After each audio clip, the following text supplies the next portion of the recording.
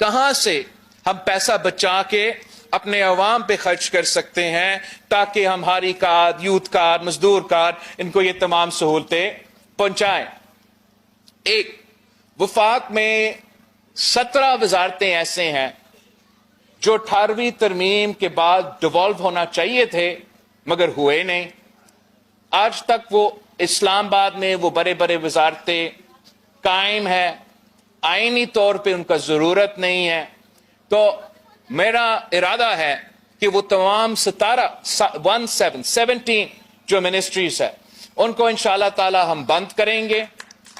जब मैं ये सोच रहा था तो मुझे बताया गया कि सालाना 100 अरब खर्च किया जाता है इन वजारतों में जो कि डिवॉल्व होना चाहिए थे।